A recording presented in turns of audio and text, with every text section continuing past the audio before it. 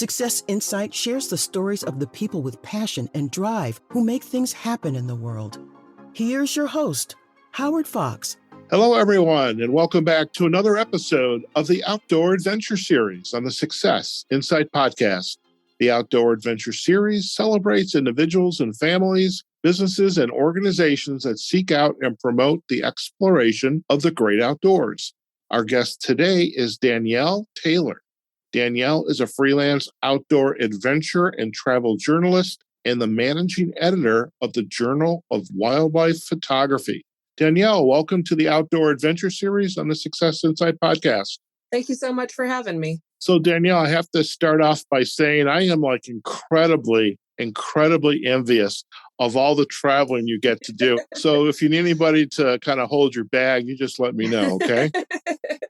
I will let you know. I'm very privileged to have gotten to explore as much of the country and the world as I have, and love that has been part of my career. Fantastic. And we're definitely going to dive into this because I imagine it's a very interesting story. However, what I'd love if you would do initially for our guests and for me is provide a little bit of a background about your upbringing. I mean, I know you're out in Pennsylvania. How did you eventually get into this outdoor adventure, photography, writing space? Because I'm sure it's a very interesting story. Sure. Like you said, I live in Western Pennsylvania right now, more rural area than a lot of people across the country. And my extended family is all from here. Both of my parents grew up here in Western Pennsylvania. I now live with my fiance, and he's about an hour and a half from where my parents grew up and where we still have a family homestead and a lot of extended family. But I actually grew up in North Carolina. My father followed a job down to Raleigh, North Carolina. And so, I grew up going to school there and spending the majority of my year in Raleigh, but I was often coming up multiple times a year to rural Western Pennsylvania to spend time with my extended family. I kind of got the best of both worlds. I went to school in downtown Raleigh, but we lived outside the city limits, actually right on the edge of a state recreation area. And that was the reservoir for the city of Raleigh, a lake there. And so that was within walking distance. And a lot of times I'd cut through the woods and just go and spend time at the lake, just, sitting there and absorbing the peace of being just alone in the woods.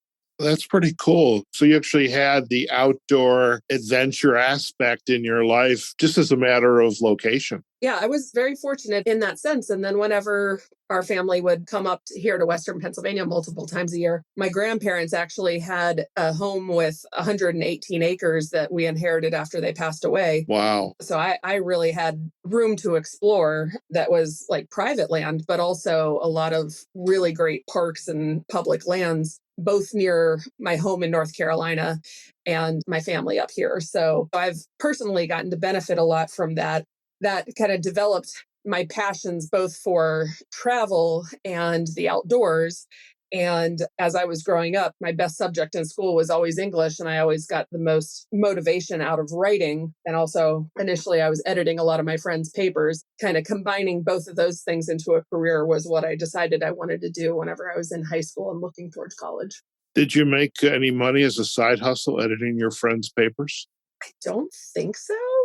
You just gave it away? You gave it away? Oh, man. I don't think so. I think I was so delighted that they were asking me that I was happy to help. But in general, I think I'm happy to help people with things that they need. So they helped me with other things, and that's how I helped them.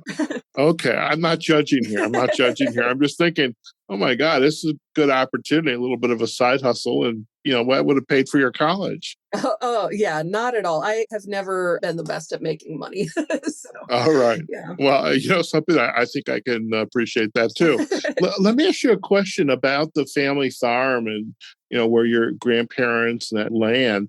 At the time, was it considered like a dark sky area where the skies are really dark, the stars are just kind of jumping out at you?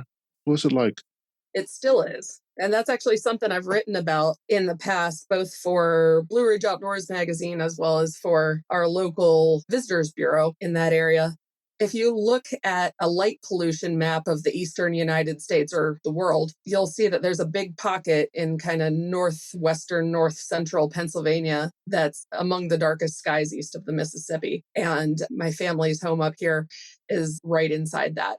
There's nowhere better to watch for shooting stars. That's something I look forward to doing every year, and just sleeping out under the stars in the open and just appreciating my tiny spot in the universe. I am like so incredibly appreciative of what you shared. I'm also a little envious, but I moved out to Las Vegas last year, and one of the first things I did was just get out to the desert. Oh, yeah. And as a photographer myself, well, that's the area of interest that I have, is dark sky photography, specifically the Milky Way. It's just like, I'm thinking, okay, now how do I get up to Danielle's family home and camp out? I can sleep in my car and we'll talk afterwards. I have done exactly that many, many, many times, and you're welcome anytime. We've got room for you. Fantastic. I was noticing in one of the pages, I believe it was on your personal page, your journal page, there's a picture of you. I think it just had your feet in socks, but you looked like you were literally laying down in the car. I think I know the picture you're talking about. That was, I want to say, the Wasatch Range in Utah. That was in the middle of I want to say it was a 2-month road trip from Pennsylvania out to Utah and back to Pennsylvania. I had my Subaru at that point, and I can't count the number of nights I've spent in that car road tripping and exploring and working from the road and traveling on assignment and getting motivation for new stories with my travels. And that's one of my primary motivators in life. I think that is so fantastic. I really do. And when you went to school, you graduated high school, you go to college. Did you major in literature, writing? What were the majors? So I went to the University of Maryland. That was about 5 hours away from where I grew up, and fortunately also about 5 hours away from where the family is in Western Pennsylvania. So really central and convenient for me. And that's the home of the Philip Merrill College of Journalism. I started out as a magazine journalism major, and my first semester we did intro to journalism, where we sat back and pondered deep questions like, is the Daily Show real news? So I spent a semester doing that. And then my second semester, the only journalism course that they offered to second semester freshmen was history of journalism. And so I'm sitting there at the end of my freshman year, and I'm like, I'm a quarter of the way through my college education, and I've learned nothing about writing. Fortunately, the journalism program there is excellent, and the next 3 years were jam-packed full of learning how to write. But I knew that I wanted to be a very technically proficient writer. I wanted to get the grammar right. I wanted to be as effective in my messaging as I could be. I figured a good way to augment what I was getting in the journalism program was adding an English major. And so I did that. Since I'd known since I was about 16, the sort of stuff that I wanted to focus on, the outdoors and nature and conservation and the world and the environment. The closest thing that my university offered to that, or at least, what I thought at the time, was a geography major, specifically a human geography major that studies how people interact with their environments wherever they are around the world. So beginning of my junior year, I added that as my third major. With those all together, I ended up being at school for 5 years, but I graduated with those 3 majors in 2 degrees. And I do not recommend that other people take that same path. If you're going to be, at school for a 5th year and going full time the whole way through, you might as well get a master's degree, because some jobs will pay you a little bit more. But I am very glad for the education that I got, and it definitely prepared me for the work that I do today. Sounds fantastic. Now, when you graduated, what were the first, let's say, quote unquote, JOBs that you had? So I graduated in the middle of global economic meltdown. It's a good time for that. Yeah, I graduated with my Bachelor of Arts degree in magazine journalism and English in December 2008, and then my Bachelor of Science degree in human geography in May 2009, which, the Great Recession. And so here I was thinking, like, okay, I've got 2 degrees, 3 majors, and 4 internships at decent places under my belt. I was thinking that I was going to be well set to have a job lined up before graduation. That wasn't the case. Maybe that's a little bit of hubris, but I ended up, the first thing I did was I took my first solo big road trip across the country that summer because I had like $3,000 saved up. I figured I'd be going into a career where I'd get 2 weeks of vacation a year for, who knew how long. And, when was I going to have an opportunity like this again? So I borrowed my dad's pickup truck. Me and my dog just drove out west and wandered around out there for a month, sleeping in the back of the pickup truck every night. Nice. Came back, worked at the grocery store where I'd worked in high school for a couple months and nannied for the kids of a hockey player. But then I got my first journalism job out of college. And that was with Homebuyer Publications, where I was an assistant editor for Log Home Living, Timber Home Living, Country's Best Cabins, and Energy Efficient Homes magazines. And I was there for, I believe, about 2.5 years. Wow.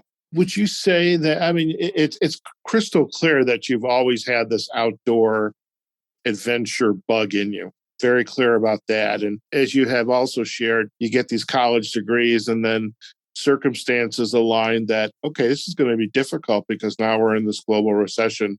Last year, we're in COVID-19, et cetera. As you began to get the job experience, do the writing, working for the publications, how did your trajectory perhaps adapt to, this is a nice job, 2.5 years, but it's not really what's going to make me happy? How did that start to evolve for you?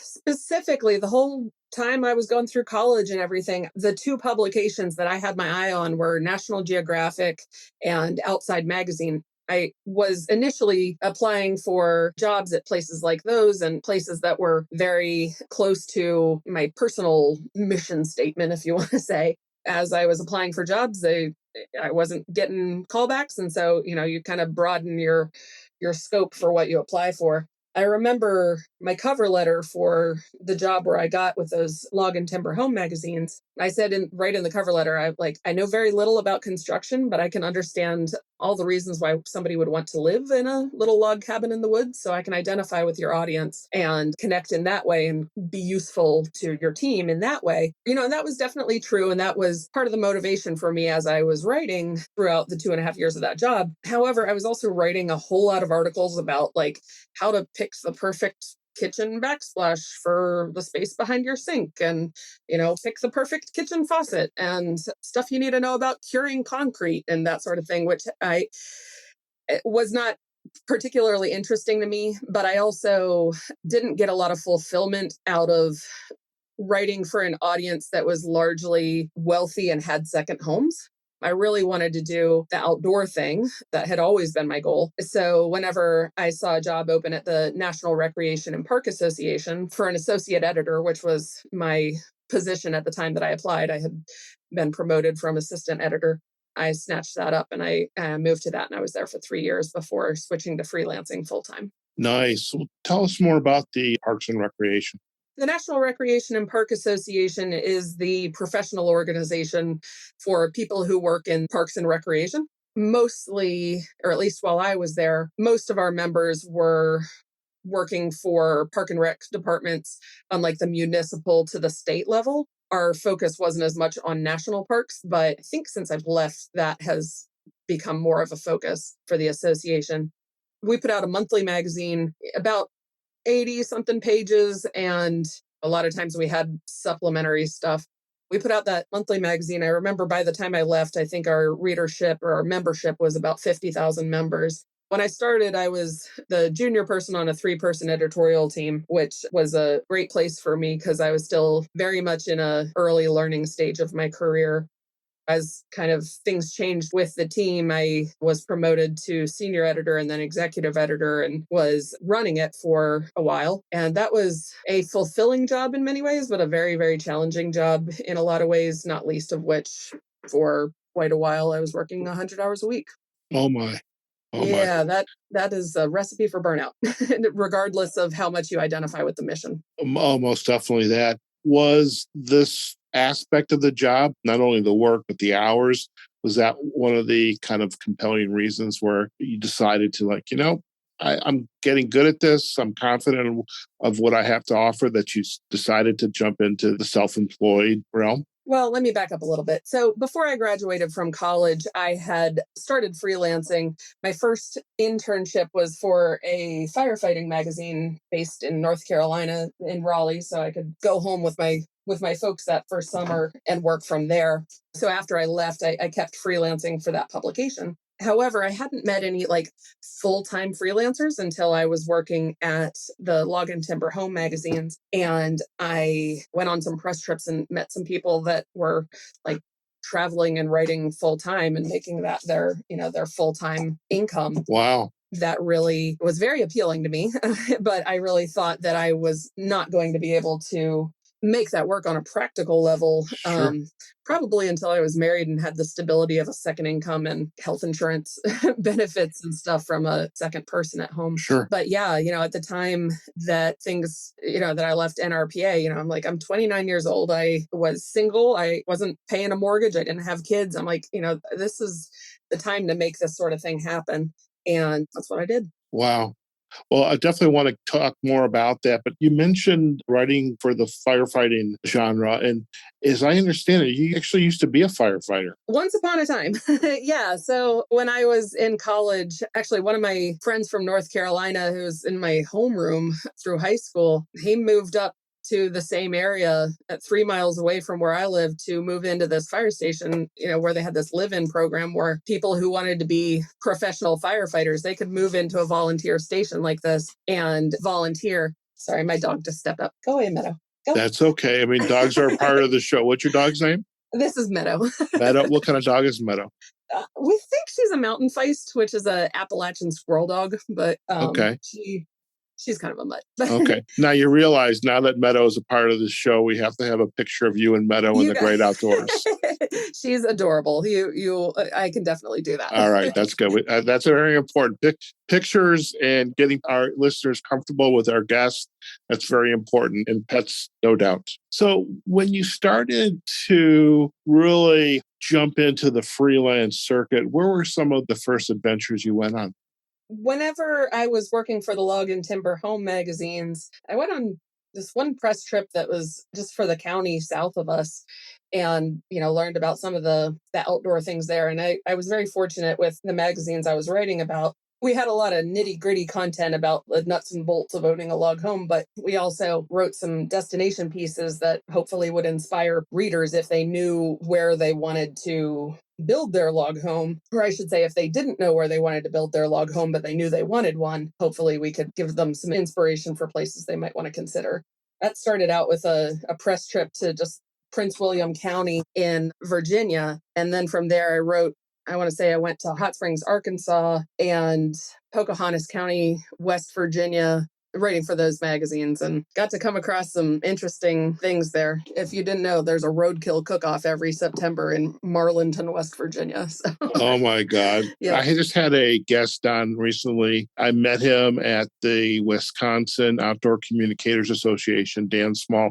He might be at, Dan? Yeah, he's a great guy. Yeah. Oh, unbelievable. And so Dan was chatting about cooking and more exotic, shall I say, wildlife. I mean, I grew up in an urban setting, and I think he had like beaver in the slow cooker.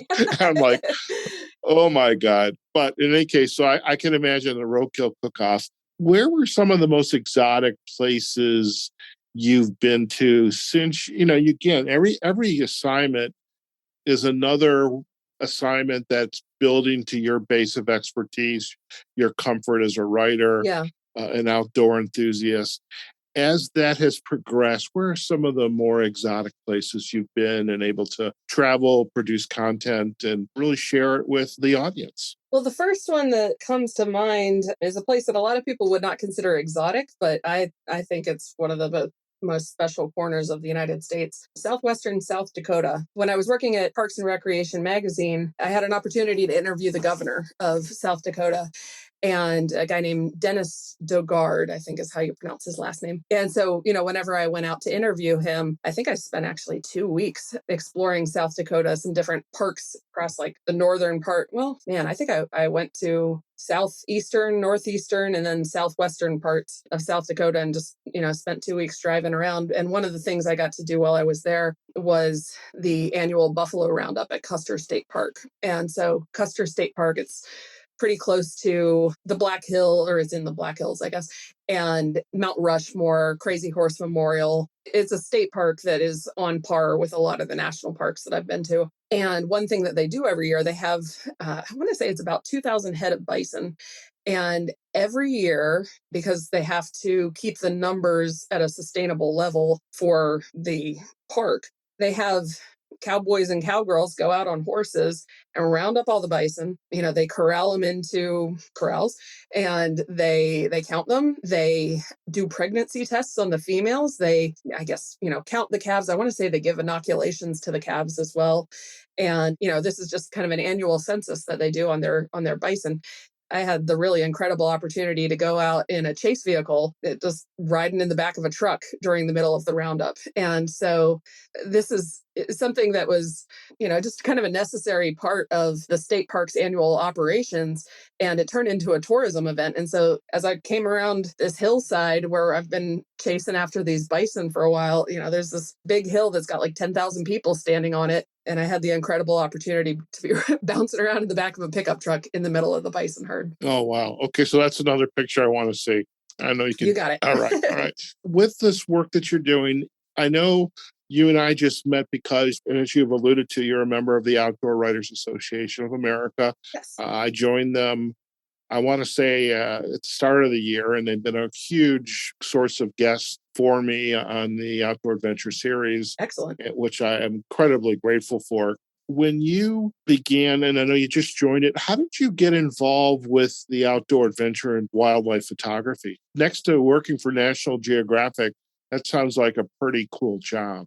So I have not been here for very long, but this is an excellent job. I am very, very, very happy to be doing it. And it's a direct result of my involvement with the Outdoor Writers Association of America. I actually joined that organization 10 years ago this month. And I was still at the Log and Timber Home magazines then. And so most of the stuff I was writing was about kitchen faucets and backsplashes and that sort of thing. Of course, yeah. But, I did have enough outdoor clips that I applied and qualified to become an active member in the Outdoor Writers Association of America.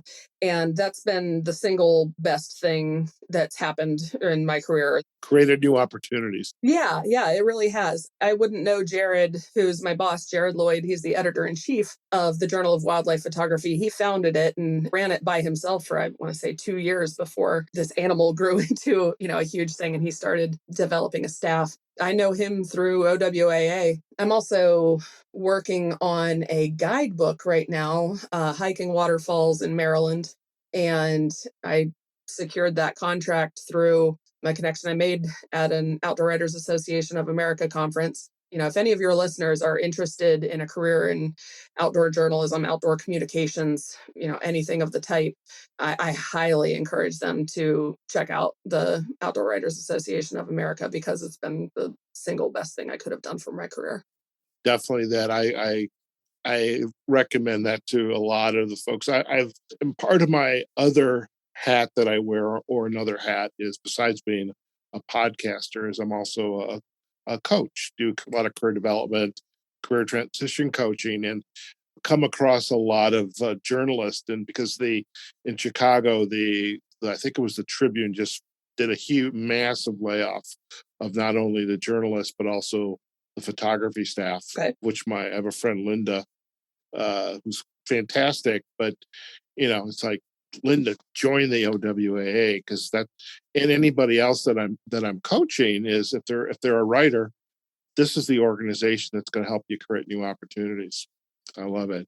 It's coming up on its 100-year anniversary of its founding. Having that kind of a history means there's kind of this generational institutional knowledge. Like you mentioned Dan Small, and he's somebody who's been a member, I believe, for decades. He is somebody that people like me who are still in the first half of their career can learn so incredibly much from. I joke with other members like, man, Christine Peterson, she's the president right now, and she's only a few years older than me. But man, I want to be like her when I grow up. She writes for Outdoor Life and National Geographic, and she used to be the managing editor of, I want to say it's the Casper Star Tribune out in Wyoming. she's always going on off-grid adventures with her husband and her daughter and her dog. And, she's just somebody who I really look up to, both as an outdoor journalist and just a human who's managing her life very well. And there's a lot of people like that in the organization that I have a lot of respect for. And they create great examples for people like me and, those who will come after me to emulate and look up to as we build our careers. I love that, in the sentiment, not only to appreciate the history and the institutional knowledge, but also to, you're actually laying the seeds for your ability to coach and mentor others as they begin to decide what they want to do and hopefully take advantage of their writing as well. Tell us a little bit about your adventure website. My freelance website is adventureeditorial.com. I initially built that website just to have an online portfolio for my clips whenever I was applying for other jobs. In 2015, whenever I switched to freelancing full time, I wanted to create a business, a freelance business, and have it have a name. Since the work I was doing was both writing and editing, and I was looking for something that kind of captured the outdoor recreation, conservation, public lands, and travel focus that I wanted to be doing. I thought Adventure Editorial kind of captured that. So it's always pretty much been the home of my portfolio so I could connect with editors and show off clips so that they could see the kind of work that I've done and, whether they wanted to work with me. It's got my resume on there and a little bit about me and just some stuff like that. It's something that I badly always need to update. I think right now the last clip that I have on there is from spring of last year. It's a pretty standard thing for journalists of all types, but particularly freelancers, to have a website like that where they can kind of showcase their work so that they can work with other editors. Fantastic. We will definitely provide the backlinks to the Adventure Editorial website. We'll also provide, the backlinks to the Journal of Wildlife Photography. Danielle, before we head out, I've got two questions. The first one, you're just a kid, okay? Let's just put it that way. Okay, yep. I'm probably twice as old as you are. Well, maybe. No, maybe. I doubt that, but... Oh, okay. No, see, I just look good for my there age. You go. But that's there you go. Okay. As you look back in your career, I mean, there's a lot of breadcrumbs that I can kind of see. I mean, and you really have had the writing, the outdoor in your blood, but is there any other insights that you have derived from this journey you've been on and perhaps how it's informing what you're going to be doing in the future? I would say that the arc of my career so far has taught me a lot about myself, what I'm willing to put up with and what I'm not, what motivates me to do my best and what just has me kind of, trudging through the day to day. Also, what I feel confident doing independently, whether that's travel or, going after an assignment or whatever, just you should go for it. You should reach for the stars and sometimes you'll get a hit. Very good. Well, truly appreciate that. And thank you for sharing that. Before we head out, I mean, what you just shared is huge insight, but any final, say, a book, a video, another artist that you'd like to share with our audience? One book that I read in college that I think it really, captures kind of what this whole thing is all about. Yvon Chouinard, and I'm not sure I'm pronouncing his name right. It's French-Canadian. He is the founder of Patagonia, the outdoor apparel company. And he started out as a dirtbag rock climber and it was making, rock climbing equipment with a forge and, an anvil to feed his passion in life, which was climbing.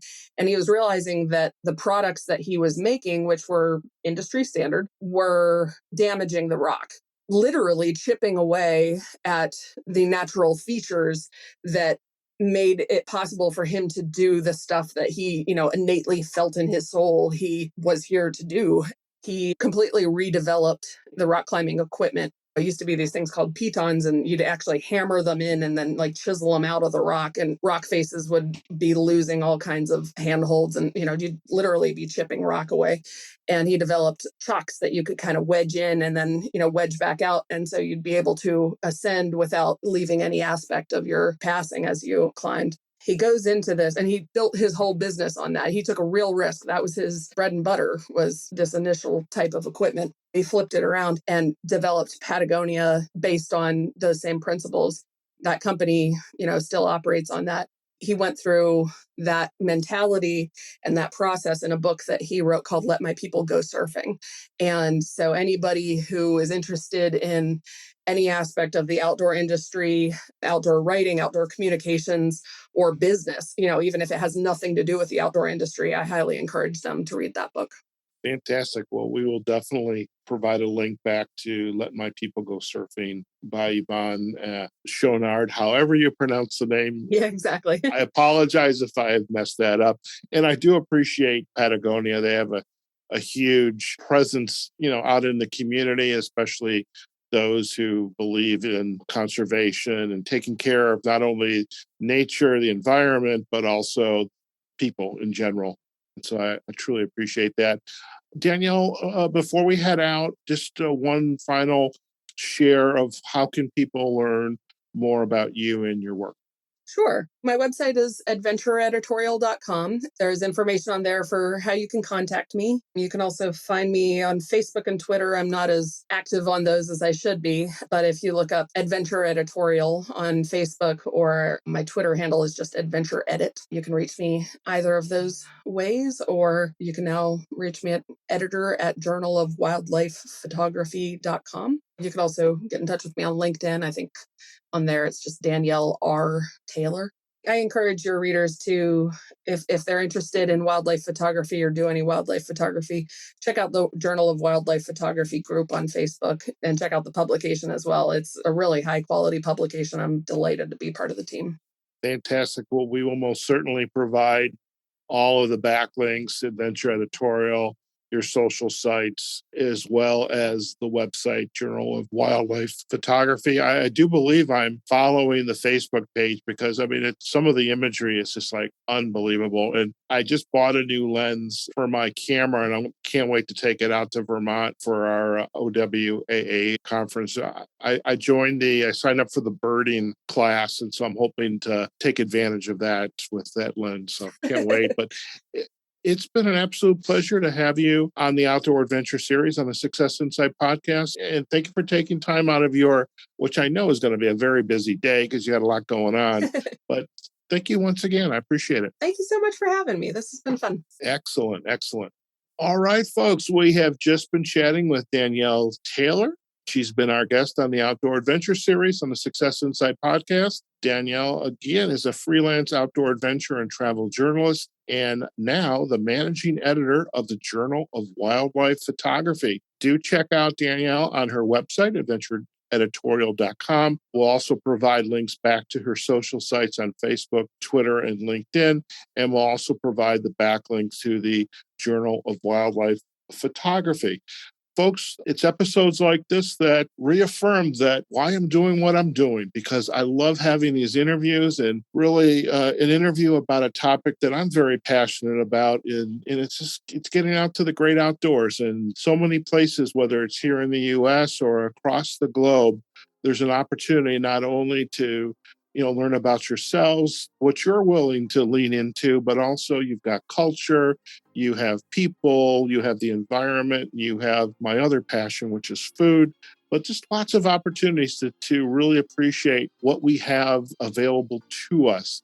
What better reason that we then become better stewards of our environment and really not only take care of it, the animals, but also the people as well. All boats rise when the tide comes in, folks. If you enjoyed today's podcast, you can find us on successinsightpodcast.com. You can find us on our Facebook and LinkedIn pages, Success Insight Podcast. We would love for you to leave a like or a comment what you thought of today's episode with Danielle or any of our other episodes. You can find us on the podcasting platforms, Amazon Music, Google Podcasts, Apple Podcasts, Audible, Pandora, iHeartRadio, and especially Spotify, where we have our Outdoor Adventure Series playlist.